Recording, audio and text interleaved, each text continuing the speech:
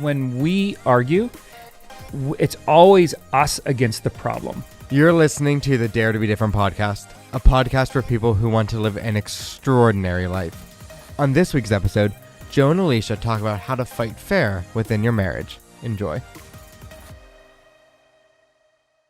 Welcome to the Dare to Be Different podcast. My name is Joe, and I am here with my favorite co-host, my wife, Alisha. How are you today? You can't call all your co-hosts your favorite. I said Ed is one of my favorite people. Okay. You are my favorite person and my favorite co-host. Okay. Sorry, Ed. Sorry, Ed, you're out. So today we are going to talk about something that is pretty intimate. We're going to talk about how to have a healthy relationship even when you fight. So how much fun is this going to be? Hopefully you'll learn something. I hope so. So the comment came out, is your life as great as you make it seem on your podcast and online? And of course the answer is no, it's not. Like we're trying to help people, and we're trying to use our experiences to help people live an exceptional life. But the fact of the matter is, we're human. We're real people, yeah. And we have a real relationship, and we have real problems and real issues. And so sometimes that leads to, we'll call them like heated discussions. Is that a great way of putting it? Fighting. Fighting, yes. Call it what it is. And I would say realistically, we probably have, we argue very rarely, but there's probably, once a month, maybe once every other month where there's a heated argument. And then there's probably like once a year where we have like a good old fight. Again, nothing physical, just to take that off, through this whole thing. Physical confrontation is never good. So, if you're in a relationship where that is commonplace, go get help. I don't know how else to say it, but you should. Yeah, that's never okay. Yeah, you should talk to somebody about that, and that's from both sides. Yeah. But I do think that arguing and fighting is a normal part of two people learning how to live together. And we've been married for, oh my goodness, we're close to 25 years. Yeah. And so, we've had a lot of experience living together, but we're still learning how that works, and we're evolving, and our relationship is evolving. And so we almost have to relearn that every once in a while. And that's where, arguing and becoming heated helps us in some ways. It's not necessarily a bad thing to argue.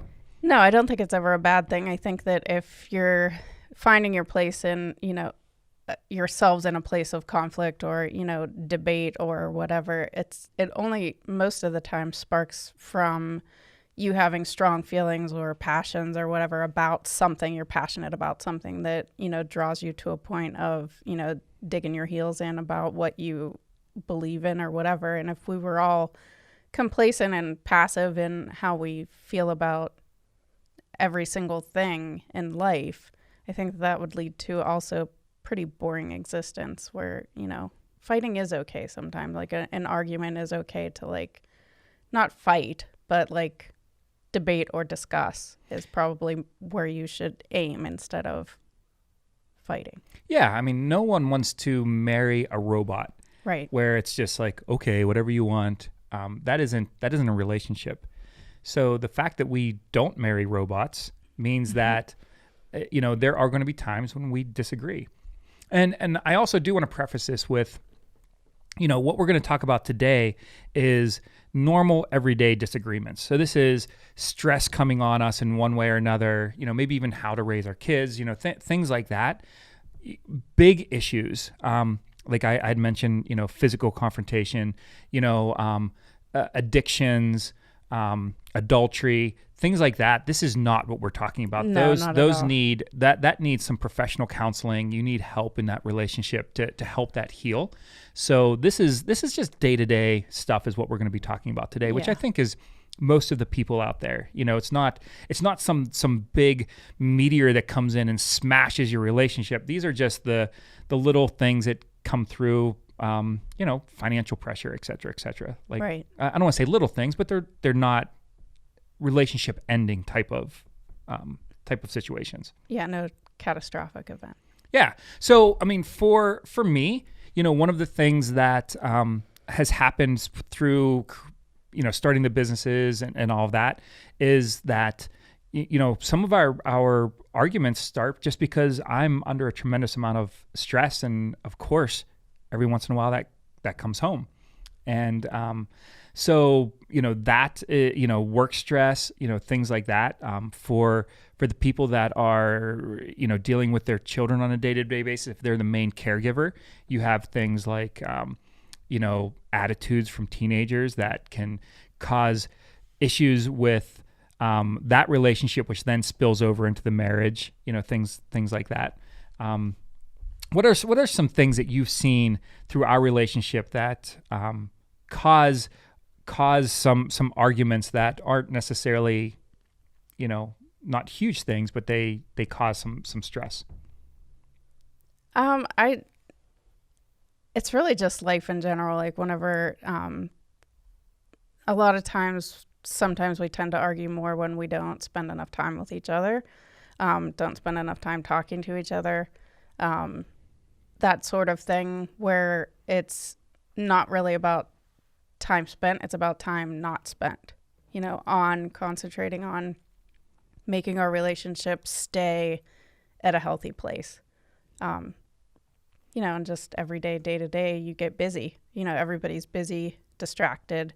And sometimes whenever your marriage kind of falls to a backseat and not being, right up front, in your mind or in your heart or, in your what you're actually doing, in your day to day and focusing on it, that's kind of seems for me when it, if we look back, it's always, hindsight and all that. But, yeah, so that's a great point where, and we had been told this, early in our relationship, where, number one, you have to have date nights. You have to have time where it's just you and your spouse, where you get to go out and just enjoy your time together and catch up and all of that stuff. Mainly because, number one, through the day-to-day, we want to make sure that we still know our spouse and that we're still, have that line of communication open. But also, eventually, our kids will be gone. right. They won't be in the house anymore, and then it'll just be you and I and the dogs staring at each other and going, oh my goodness, it's been 30 years. Do I still know this person? Right. And so we don't want to have some sort of catch-up period where suddenly we're empty nesters and we're like, oh my goodness. I don't even like you anymore. Yeah, like, has your breath always smelled like that? Oh my God. Wow. No, I think that it is true because, everybody's busy, right? So everybody's going to always have an excuse of why I can't, money's tight. I can't afford a sitter or, I don't have family close, so they can't watch the kids or whatever. We had a lot of kids in a very short amount of time. And so our lives were just a constant. Our house is still a, rotating door and people in and out and always something happening. But eventually, that slows down and, your kids do move out and then you're left with, what do we have in common? Did we ever take time through the years to get to know ourselves well again and to find common things, that we both enjoy doing, things that could be a date night or, a lifestyle that, we're outdoorsy people. We hike, whatever it happens to be for you. But to lose your commonality in the business is probably, a big mistake that is really a huge potential for so many, really all of us. Sure. Yeah. And I think that as life changes too, when we first got married, you were the main caregiver. So you stayed home while I was out working. And then as the children got older, you found a career and, different interests that were outside of my circle, which again it doesn't seem like that would put a strain on it, but suddenly life changed and now you have different interests than I have.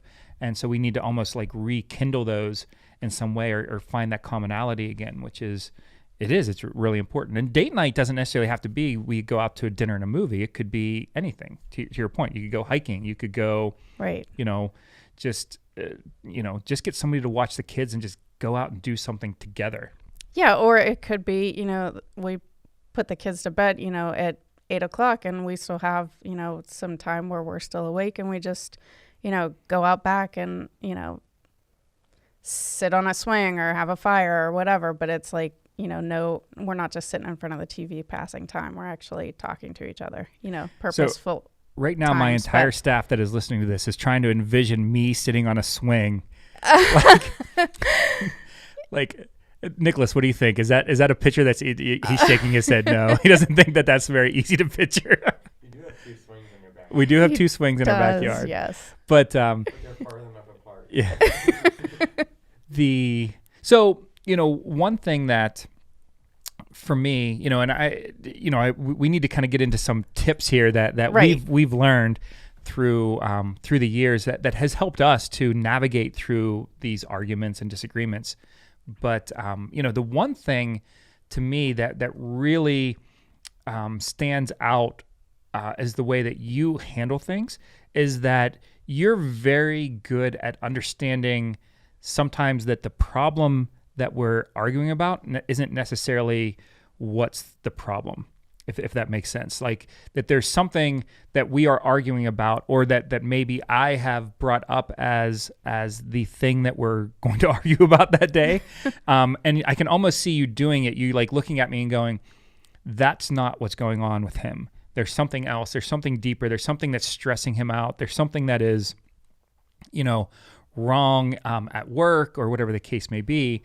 That, and again, I haven't acknowledged it yet to myself, but you can almost see that as soon as we, start having this heated discussion. Does that ring true with you? Sure. I've never really introspected my, in the midst of disagreements or whatever, what I'm doing. But, I think the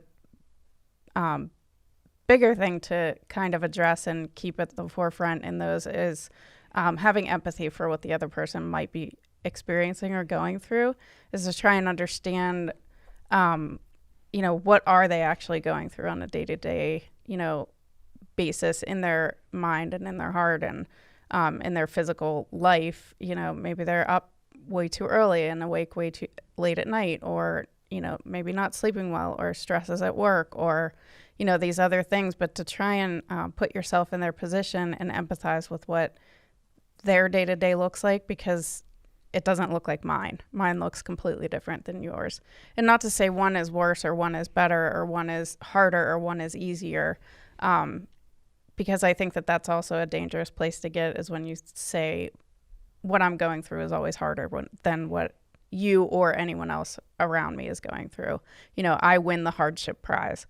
That's not right to do either. But to empathize as the opposite person of, across from your spouse or your, boyfriend, girlfriend, whoever it is, whatever the relationship is in your life. This could be applied to, a parent, a child, anybody around you when you're going through these relationships, is that you're empathizing with them.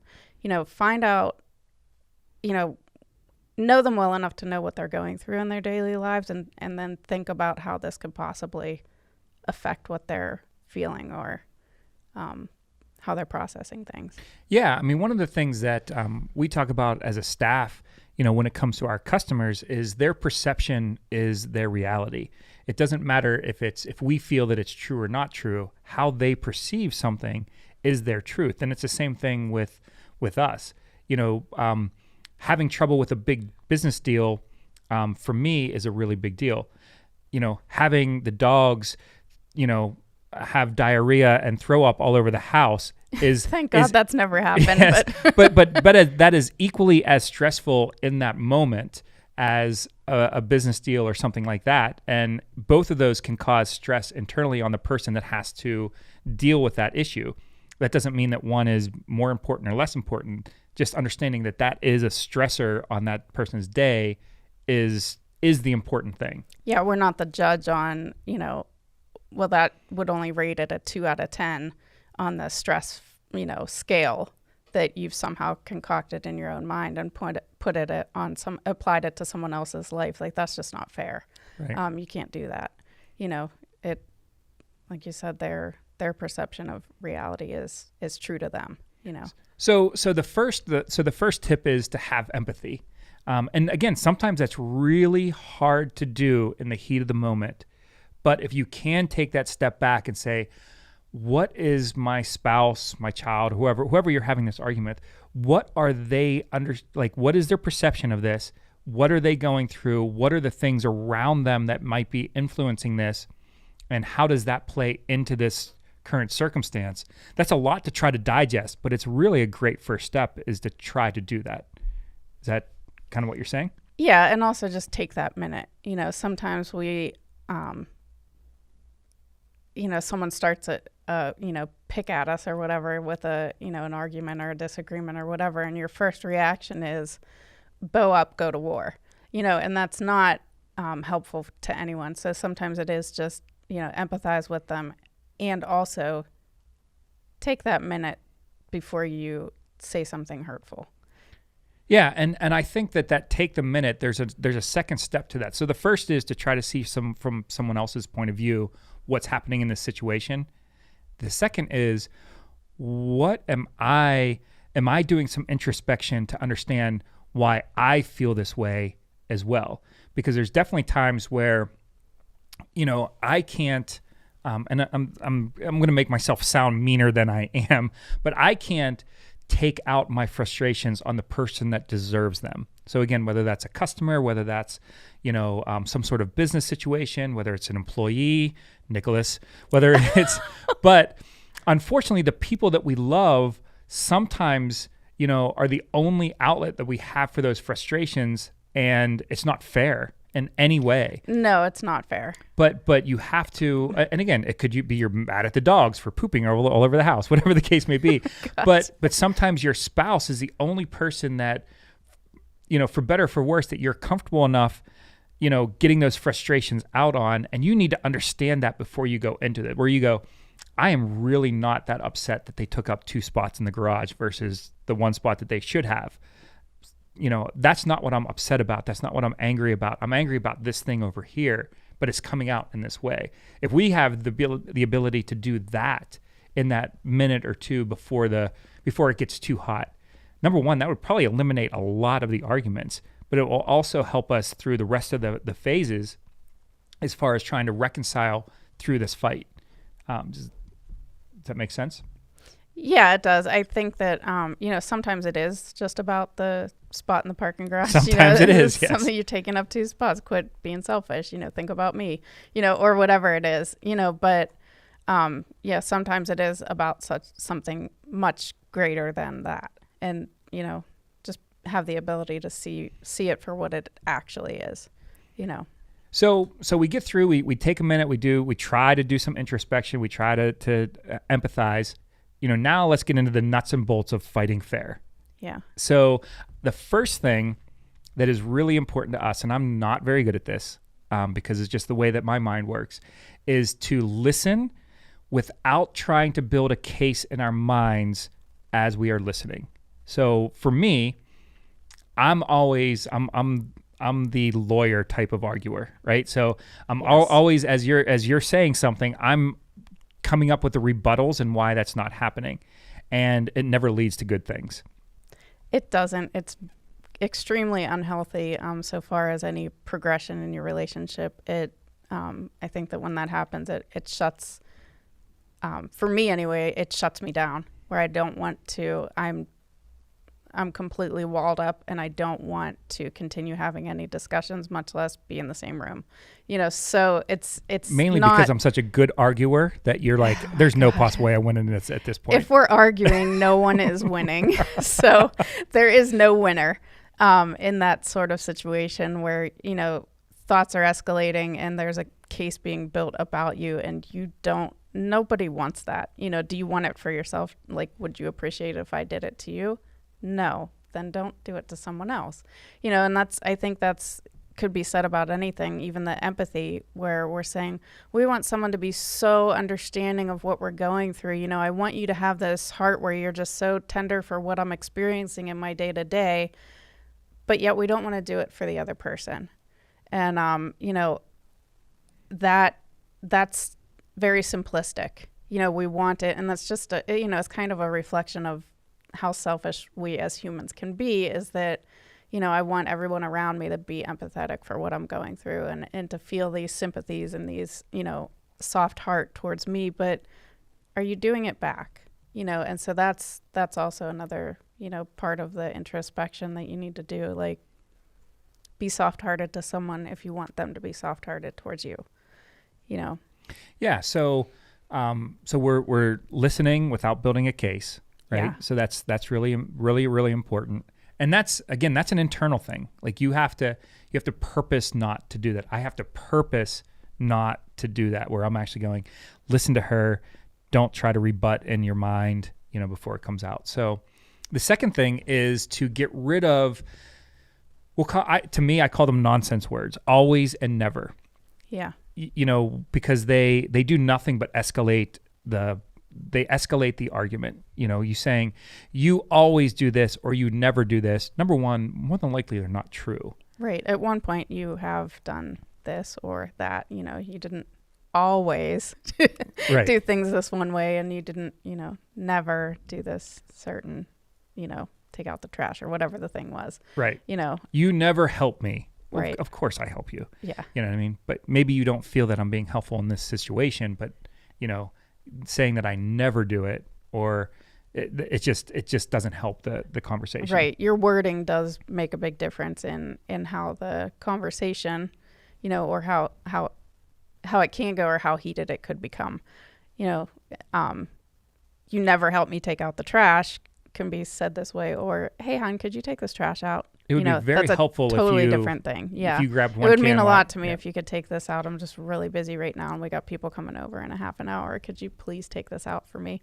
You know, it comes out across a lot better than you never take out the trash, you know. So Right. something like that, you know. That's a really dumb example, but dumb examples are where a lot of arguments start. right.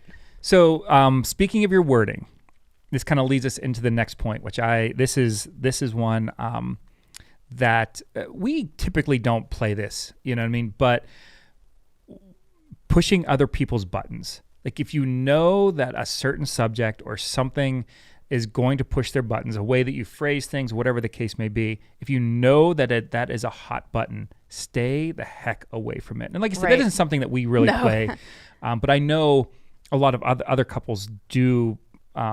It's almost their go-to. Right. Where it's like, okay, here's this one subject, here's this one thing, it's going to get them fired up. You know, just call her mom's name. I was going to say that. I was just tell him he's just like his dad, you know, or, you know, whatever it is, you know. It's just, that's not fair. You know, you're bringing in something that doesn't have any place to do with this conversation that you're trying to have. And at the end of the day, your point in having this conversation is, I hope, you know, at the end of the day, to make things better, you know, and so that you're not stuck at this place of feeling frustrated or having to have this argument again or whatever it is, you know, that the conversation that you're having at that moment. You know, don't drag stuff in like name calling, you know, past transgressions. Yeah, you know, like, well, 20 years ago you did this, so it wouldn't be surprising if you know, whatever, hurt my feelings like this again or something like that. Like, I don't know. I don't want to be compared to the person I was 20 years ago. Hopefully we've matured and evolved, you know, a little bit, even past the person that we were last week. You know, it's just, that's just going to take it to a higher and higher level of argument. So, like I said, if it's getting to that level, it's just, there's no win. Yeah, and I think that I think it brings up a really good point. When we argue, it's always us against the problem. You know, I think that man, this has probably been 20 years ago. You know, that we came up with this, where it's like it's you and I against the world. The world's going to throw a bunch of problems at us. You know, financial, children, et cetera, et cetera. So the arguments Not that our children are problems. no, but but they create stress. I mean, children raising create kids stress. is not an easy task. Yeah, I mean, it's loss and changes and all that stuff. All of these things create stress in a relationship. Right. And we've made the decision that it's you and I against the problem, not you against I. You and I against each other. So that actually helps us to eliminate some of the really bad habits, such as bringing up the past, hitting those hot buttons, calling names. It just really doesn't happen in our fights because they're not constructive. And right. And not that we, got married 25 years ago and just went, you know what, we're really great at this, and in our first 2 years, we figured everything all out and we're all good to go. No, of course, we're, like I said, we are very human. We do, find ourselves in a place where we might have, a really messy argument where it's not, following these rules or whatever. But this is stuff that we have learned over a pretty long span of time, and that hopefully they come to the forefront of our minds whenever, we're tempted to name call or whatever the thing may be, or start building a case or whatever. But hopefully in just having this podcast and having this discussion that it helps someone. Sure. And that the things that we had learned and that we have gone through and the hardships and the things that we had to figure out together, that they actually help us, of course, and anyone else along the way. These are real life experience. We didn't learn this because we had a book that went through, point by point, what do you do when, it's just, this is life learned. Sure. And, another thing that we really took off the table, again, this is a long time ago, when we first got married and we would have a fight, it was always, fine, we're getting a divorce. And right. We even, again, just to, be completely transparent to our audience, I mean, we were separated for quite a while. We were going to get a divorce. And when we got back together, and this was a long time ago. It was a really long time ago. Over 20 years ago, my goodness. Yeah. But, when we got back together, we said, this is just off the table. Like, we're not going to throw out the D word during a fight. And, it's not an option, so we also don't run from fights. So we've never had a situation where we're like, fine, I'm getting divorced and I'm leaving. And then somebody just gets in a car and takes off. Like we're like, no, we're going to do this. We're not going to take off. Now again, a cool down, taking a walk or something like that, but it's not like somebody leaves and no one has any idea when they're coming back. Like it's, yeah, you're not going to disappear for the weekend and we go like, what's going on? Where'd he go? Are we getting divorced? Should I pack up the kids in the house? I don't know what's going on. That's not an option. And throwing out things that you don't mean, that's just silly. Sure. Why would you throw something out that you really actually don't want to have happen? What you do want to have happen is for that argument, that discussion to be resolved. And if that's not your heart at the end of the day, if you don't want to be with that person, then hey, throw out divorce all you want, but if you truly just want to have a better marriage, then stop talking about getting divorced.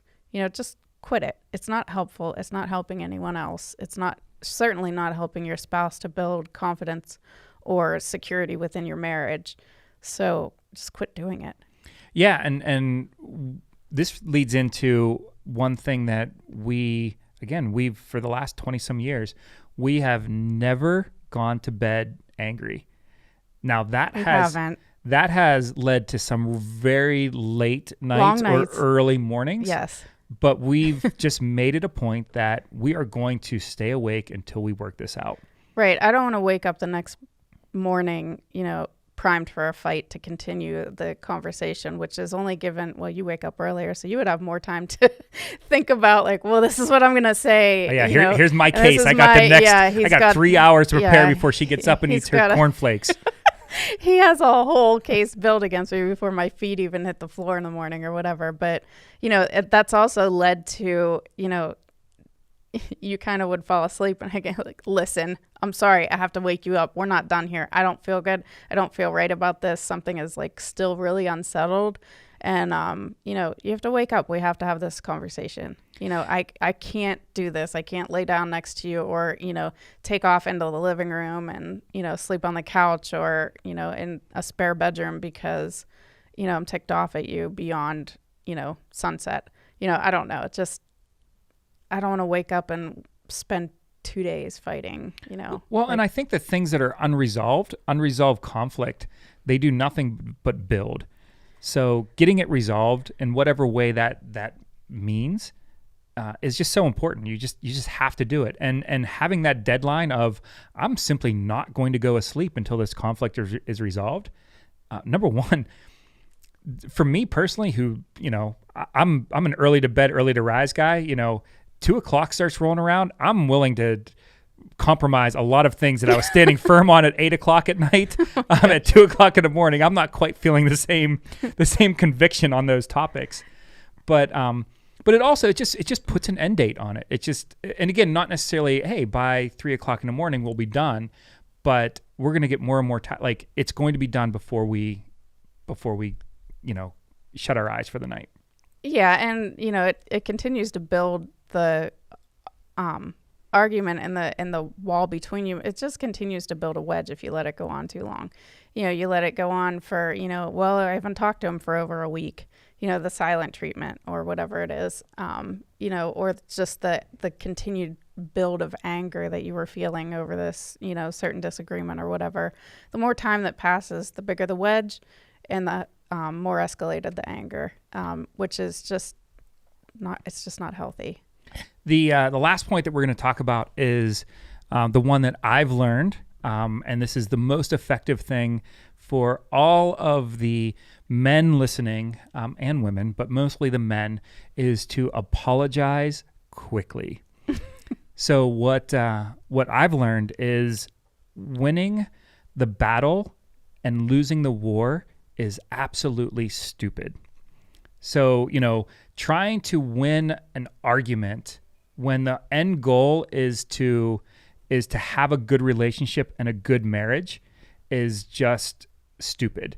So, to apologize and say, I blew this way out of proportion, meaning that you lost the fight, who in the heck cares? Right. And sometimes, being that person, that bigger person that can go and say, look, I'm going to acknowledge my side of this, which could be 10% of the fight or it could be 90% of the fight. But at least if you acknowledge that you are being out of line, it clears the air.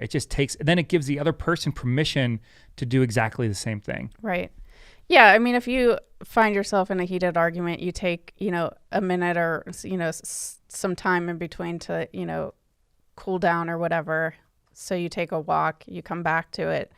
And, while you're taking a breather, you realize like, I don't know why I'm being like this. Like I'm kind of being a jerk, and sometimes we all are, and I've been offensive and I've been rude and this way that I've been going about it was wrong.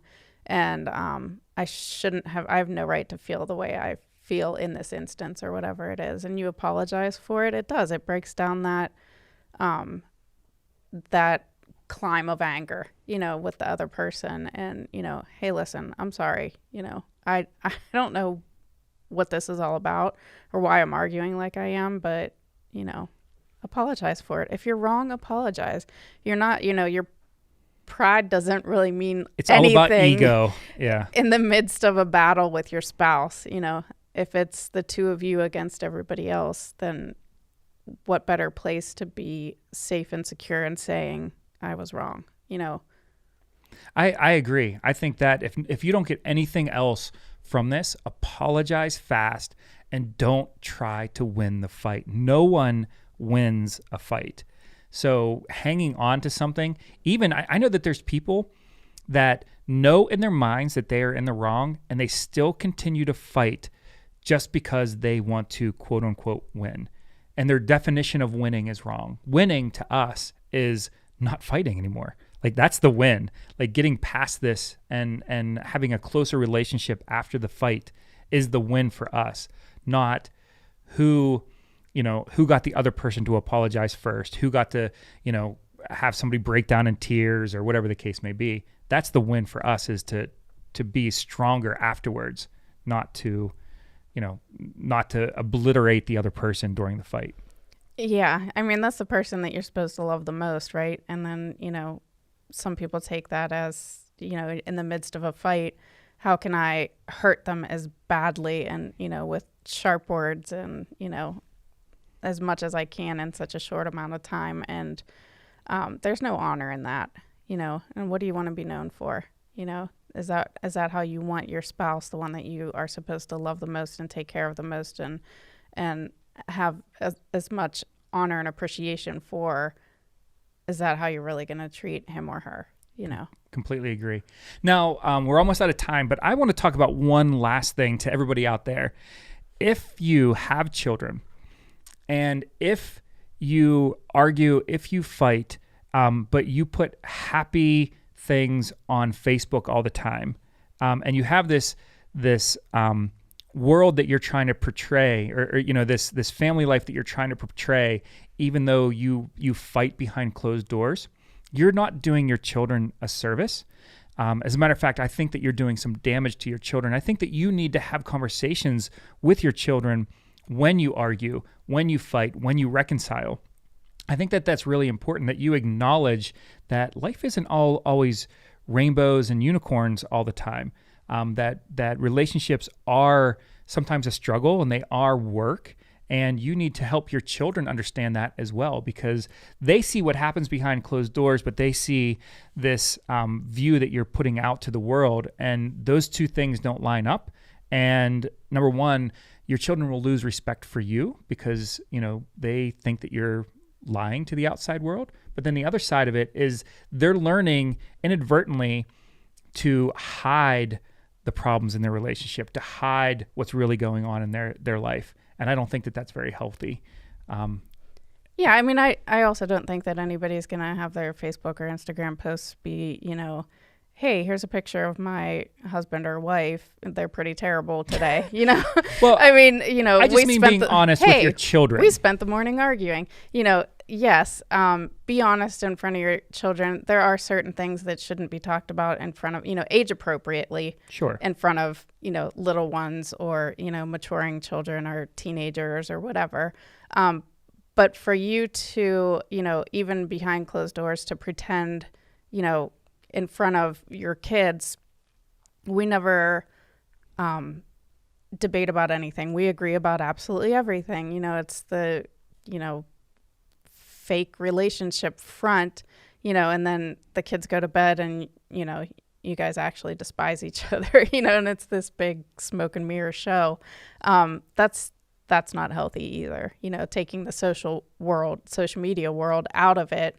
There's certain things that we can't shield our kids from, having a healthy conversation and a healthy debate and, letting your daughter see that they can speak their minds in a respectful way I feel like that's giving them a lot of tools to navigate their adulthood, in their own relationships.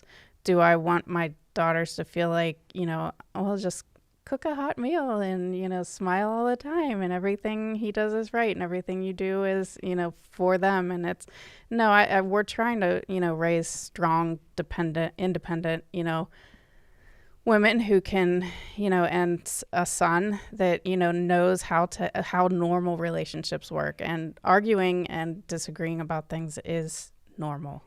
No one gets out of this world without, conflict. But how to navigate through those, I think you're teaching your kids a lot more, a lot more skill than to hide it from them. Yep. I agree. I mean, one of the things that I think our son was about 13 years old, I taught him the apologize fast lesson. Like, look, man, you're going to do stupid things because you're a guy and we do stupid things. Just apologize quickly. Minimize the impact on your life by getting the apology out there. So any last things before we sign off for this week? No, I just hope that it, through this, that listening, that you guys have, learn something, take some little tidbit away from it,